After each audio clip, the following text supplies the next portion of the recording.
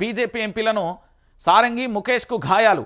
అంబేద్కర్ అవమానపై ఇరు పక్షాల ఆందోళన. పార్లమెంటు ఏది మకర ద్వారం వద్ద ఎంపీల గలాట. రాహుల్ గాంధీతో తోసేయడం వల్లే బీజేపీ ఆరోపణ. బీజేపీ ఎంపీలే ఖర్గే రాహుల్ను నెట్టేశారు కాంగ్రెస్ అంటూ కూడా చెప్పిన పరిస్థితి కనబడుతుంది. సో పూర్తి స్థాయిలో కూడా అంబేద్కర్కు సంబంధించిన విషయంలో ఈ రగడ కొనసాగుతుంది. అంబేద్కర్కు సంబంధించి వివాదాస్పద వ్యాఖ్యలు చేసిండు అమిత్ షా. దానికి సంబంధించి ఇటు కాంగ్రెస్ న్యాయ పోరాటం చేస్తున్నది, అటు బీజేపీకి సంబంధించి కూడా పోరాటం చేస్తున్నది. ఇరువురి పోరాటం అనేది తారాస్థాయికి చేరడంతో ఇక్కడ జరిగే పరిణామాలు ఏంటి అంటే రాహుల్ గాంధీ వర్సెస్ ఇటు బీజేపీ ఎంపీల మధ్య పంచాయతీగా మారిపోయింది.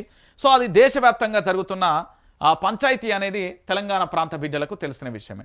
ఇక దాంతోపాటుగా మీ అందరికీ తెలిసిన విషయమే, దీంట్లో ప్రధానంగా కూడా నిన్న జరిగిన ఒక ప్రధానమైన అంశం ఒకసారి చూడొచ్చు. ఇది అసెంబ్లీనే నడిపోస్తలేదు, రాష్ట్రాన్ని ఏం నడిపిస్తారు, ఏ ఎజెండా ఏంటో తెలియదు, సభ ఎన్ని రోజులు నడుపుతారో చెప్పడం లేదు, సెక్రటరీ కూడా తెలియదని అంటున్నారు. సర్కార్పై అక్బరుద్దీన్, హరీష్ రావు, ఎల్ఐటి మహేశ్వర్ రెడ్డి ఫైర్. ఇక్కడ విషయం ఏంటి అంటే మన ఊళ్ళో గ్రామ సభ జరిగినప్పుడు లేదా మండల స్థాయిలో జెడ్పీ సమావేశ ఎంపీకి సంబంధించి సమావేశం కానీ, ఎంపీటీసీల ఫోరం, సర్పంచ్ల సమావేశాలు కానీ, జెడ్పీటీసీ సమావేశం కానీ, జెడ్పీ సమావేశాలు కానీ, దాంతోపాటు అసెంబ్లీ కానీ, శాసన మండలి సమావేశాలు జరుగుతాయి. ఇగో ఈ తేదీ నుండి ఈ తేదీ వరకు అసెంబ్లీ సమావేశాలు అంటాం. అసలు ప్రారంభమైతే అయినాయి అసెంబ్లీ సమావేశాలు, ఎండు అసెంబ్లీ సెక్రటరీ కూడా తెలియదు అంటాడు. అసలు అసెంబ్లీ ఎట్లా నడపాలనో కూడా తెలుస్తలేదు.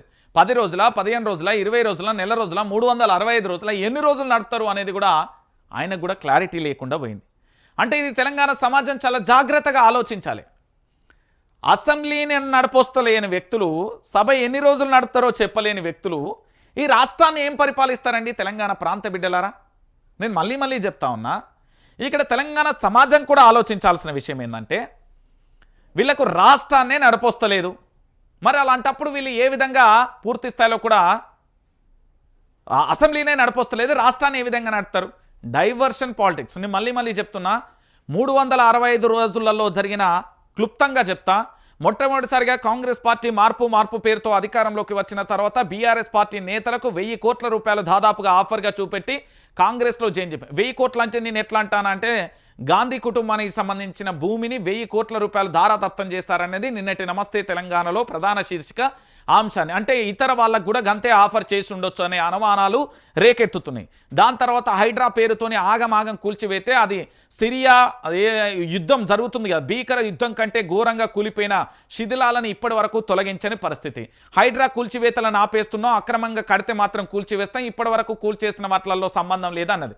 ఆఖరికి రంగనాథ్ గారి ఇల్లు కూడా బఫర్ జోన్లో ఉండడంతో ఇప్పుడు పంచాయతీ తారాస్థాయికి చేరింది. అది ఆ పక్కన విని ఆ తర్వాత మూసీ సుందరీకరణ పేరుతోని ప్రపంచ బ్యాంకు వద్ద 4100 కోట్లు కావాలంటూ ఏంది అంటే ఎలాంటి డిపిఆర్ లేకుండా పూర్తి స్థాయిలో కూడా వాళ్ళ దగ్గర ఏంది అప్లికేషన్ పెట్టుకున్నారు. దానికి సంబంధించి కవిత సంచలన విషయాలను బయట పెట్టడంతో అది పక్కకు జరిగింది.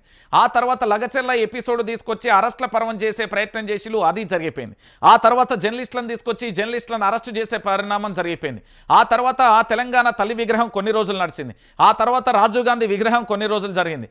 ఆ తర్వాత సెక్రటరియట్ మార్పులు కొన్ని రోజులు జరిగాయి. ఆ తర్వాత రుణమాఫీకి సంబంధించి కొన్ని రోజులు జరిగింది. అంటే మీరు ఇట్లా చూసుకుంటూ పోతే తెలంగాణ రాష్ట్ర వ్యాప్తంగా జరిగిన ఎపిసోడ్లలో మీ అందరికీ అర్థం కావాల్సింది ఏంటి అంటే ఇక్కడ కేవలం అంతా కూడా మసిబూసి మారేడికాయ చేస్తున్నారు తప్ప తెలంగాణ ప్రాంత బిడ్డలకు ఇక్కడి ప్రజల కోసమో న్యాయం జరగడానికి చేయట్లేదు. ఒకవేళ రంజిత్ అనే వ్యక్తి ప్రశ్నించినా, రంజిత్ అనే వ్యక్తి మాట్లాడినా కూడా పూర్తి స్థాయిలో వైఆర్టీవీ తెలుగు న్యూస్ ఛానల్ మీద రిపోర్ట్స్ కొడుతున్నారు. అయితే ఈ రిపోర్ట్కు అడ్డుకట్ట ఎట్లా వేయాలి అనేది ఏంది అంటే మేము దాన్ని బయటికి తీసుకొచ్చే ప్రయత్నంలో మాకు తెలిసిన విషయం ఏంది అంటే ఇక్కడ నేను ఒక విషయాన్ని చెప్తున్నా, లైవ్ చూసే ప్రతి ఒక్కరు కూడా ఇక్కడ ఖచ్చితంగా కూడా లైక్ చేయాలి, దీన్ని లైక్ చేయాలి, దాంతోపాటు ఇక్కడ సబ్స్క్రైబ్ చేయాలి.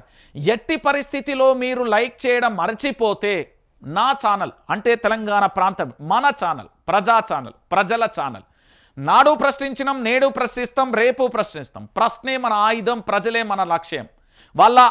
వాళ్ళు ఎంత సంతోషంగా ఉంటే నాకు అంత మంచిది. నేను మళ్ళీ చెప్తున్నాను కదా, తెలంగాణ ప్రాంత బిడ్డలందరికీ శిరస్సు వంచి నమస్కరిస్తున్నా. నేను తెలంగాణ రాష్ట్ర వ్యాప్తంగా కూడా గత ప్రభుత్వం ఉన్నప్పుడు ప్రశ్నించినా, ఇప్పుడు ప్రశ్నిస్తున్నా. మళ్ళీ రేపటి ప్రభుత్వానికి కూడా ప్రశ్నిస్తాం. నేను విపక్షం, ప్రజల పక్షం, ప్రజల కోసం మాత్రమే పనిచేస్తున్నా. ఇక్కడ ఎలాంటి ఎజెండా లేదు, ఇక్కడ ఎలాంటి కుట్రలు లేదు.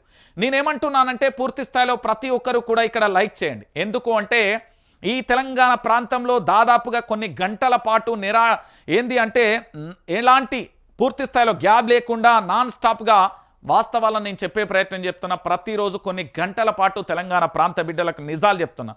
ఇది మీ ఛానల్ అండి, ప్రజల ఛానల్ అండి, ప్రజల కోసం ఏర్పడింది. ప్రొఫెసర్ జయశంకర్ గారి ఆశయ సాధన కోసం తెలంగాణలో ఉన్న ప్రతి ఒక్క బిడ్డకు వైఆర్టీవీని నేను అంకితం చేస్తున్నా. సో దీన్ని మీరే కాపాడుకోవాలి. ఎందుకంటే రిపోర్ట్లు కొట్టినప్పుడు దాంట్లో లైకులు చేయండి, దాంతోపాటు సబ్స్క్రైబ్ చేసుకోండి. పూర్తి స్థాయిలో తెలంగాణ ప్రాంత బిడ్డలకు సంబంధించి వాస్తవాలను నేను చెప్తున్నా కాబట్టి దయచేసి ఆలోచించండి.